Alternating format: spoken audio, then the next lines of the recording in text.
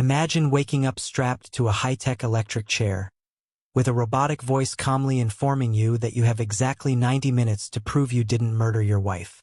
If you can't convince an unfeeling artificial intelligence that you're innocent before that timer hits zero, the chair automatically unleashes a lethal sonic blast into your brain. There are no lawyers, no human juries, and absolutely no extensions. This is the terrifying reality of the year 2029 in Los Angeles, where the justice system has been completely replaced by the automated Mercy Capital Court. Today, we are breaking down the mind-bending sci-fi thriller, Mercy. Our story follows LAPD detective Chris Raven, a man who ironically spent years championing this very AI system, only to become its next target when his wife is found brutally murdered. Watch closely, because in this trial, the real killer isn't just hiding in the shadows.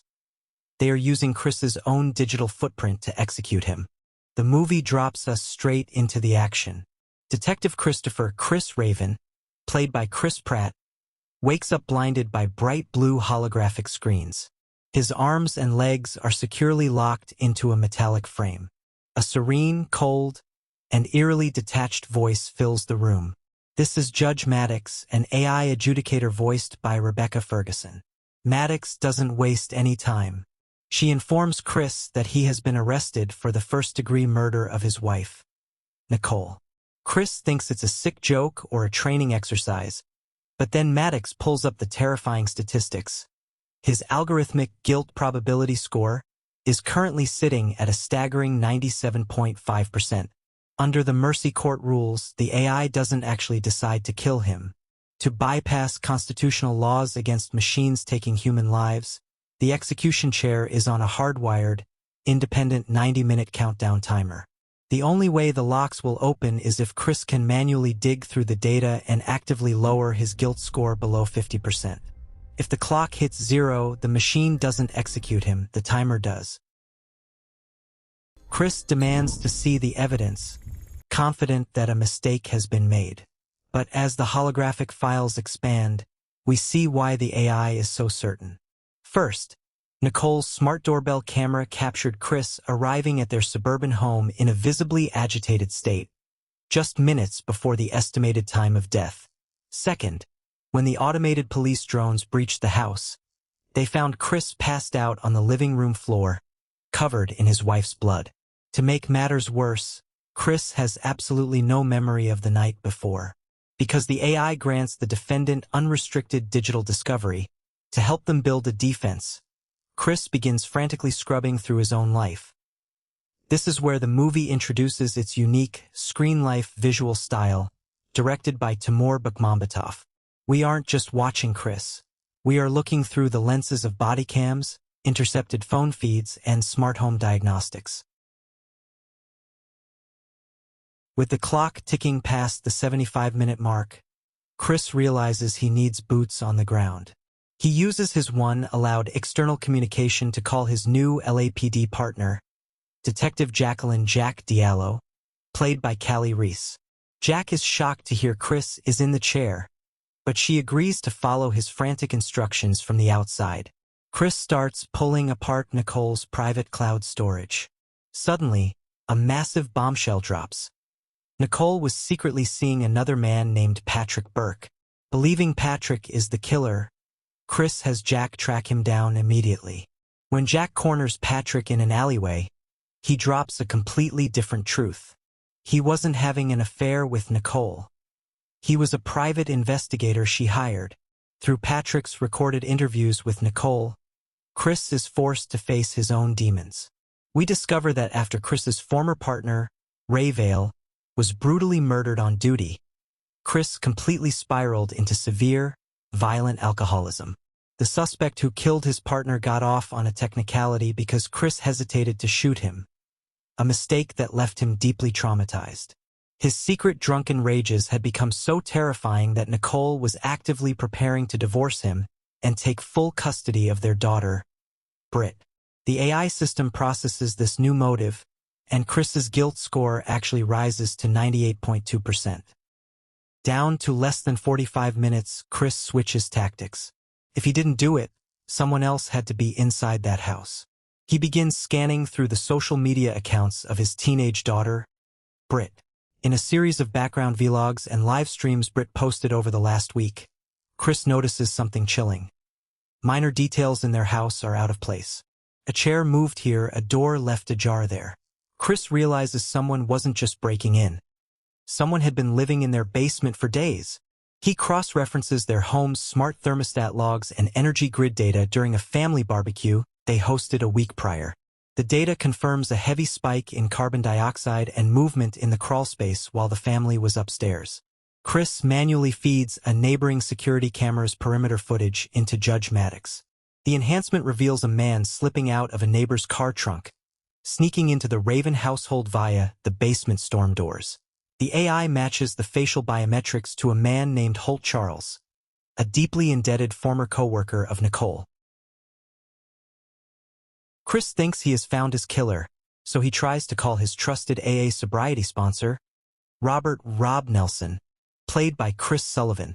Rob has been Chris's rock through his alcoholism and was practically part of the family. But when Chris dials Rob's number, it isn't Rob who answers. It's a terrified, bleeding Holt Charles. Holt reveals a twisted conspiracy. Rob had manipulated him using his financial debts to help steal highly lethal industrial chemicals. Holt gasps out that Rob is the mastermind behind everything before the phone line abruptly goes dead. Chris is paralyzed with shock. His sponsor, the man keeping him sober, framed him. Chris orders Jack and an LAPD SWAT team to breach Rob's house. The camera feeds follow the tactical team as they kick down the doors, only to find the house completely abandoned. However, inside a hidden backyard shed, they discover something horrifying: chemical blueprints, bomb-making materials, and map layouts of the Mercy Capitol Court building.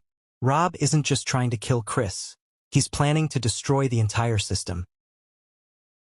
With only 15 minutes remaining on the death clock, Judge Maddox uncovers Rob's true identity.